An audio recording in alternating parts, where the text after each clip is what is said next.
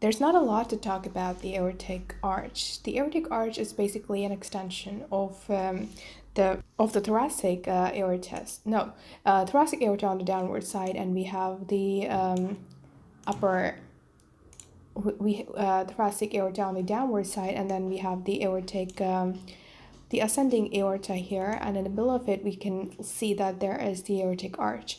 Now the aortic arch is about 2.5 centimeter in length, and as you can see it's located mostly completely in the superior mediastinum. The another thing that you can notice here is the location of this thing. The location, if you want to auscultate it, like if you want to look at a body and say where the thoracic aorta, where the aortic arch actually is, you can see that approximately at the inferior portion of the T2 or the thoracic vertebra 2 and the superior portion of the thoracic vertebra 3, we can find so basically just say the thoracic vertebra 3. So keep in mind T3 is the place where you can find the origin of the aortic arch. It goes all the way at the termination of the aortic arch. It's not quite visible here, but it's approximately at the level of the second sternocostal joint anteriorly. So that's where the thoracic arch terminates. So another thing that we can notice here is the fact that the aortic arch mostly projects towards the left, but it also slightly moves towards the right. And towards the right, we can see that there is the relation with the trachea right here. So trachea is the most primary relation. So that's with the relation and the general organization. Moving forward, learning about the branches that come off of the aortic arch, there are three major branches. Now we know that each of the side of our body needs a supply to the arms, and then the supply to the upper head region and the lower region. So the lower region is mostly supplied by the thoracic aorta.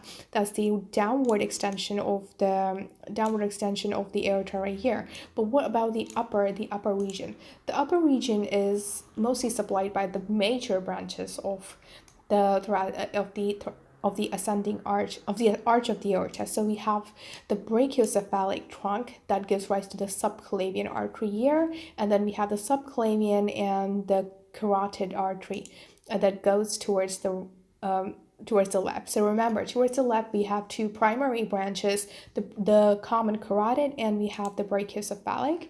Not the brachiocephalic. Remember, the brachiocephalic is towards the right. Subclavian and common carotid is to the left. Two major branches of the aorta to the left, and one major branch that goes to the right and divides into the subclavian artery and the common carotid. So common carotid are indirectly associated. They're indirect in the left region, in the right region, and in the left it's mostly directly from the aorta.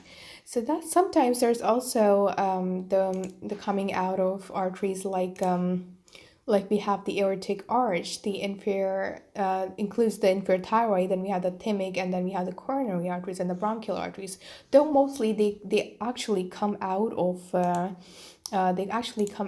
this artery, the descending thoracic aorta, but sometimes because the anatomy of different people is different, so sometimes they arise directly from the aortic arch. So yeah, so that was pretty much the aortic arch.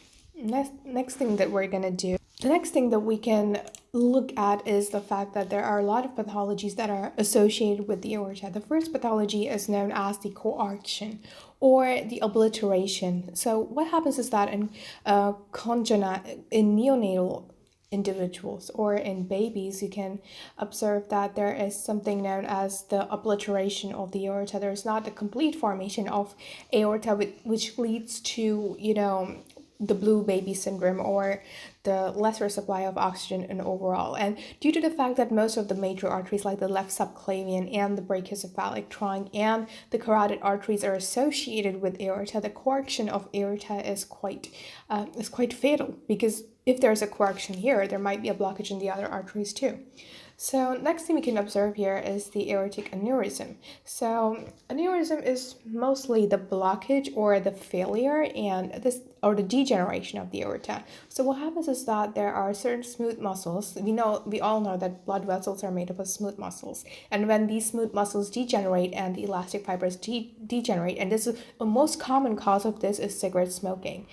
This might lead to an aneurysm or a total blockage of the aortic arch. This can be, and then there is something that known as the aortic nipple that we can see here in the radiography. So aorta is quite visible. So there we have the aortic arch window right here, and we can see that there's an aortic nipple. This is usually due to the fact that there is a pneumomediastinum. We learned while doing the lungs, we learned that there can be a pneumothorax. So whenever there is air or insertion of something.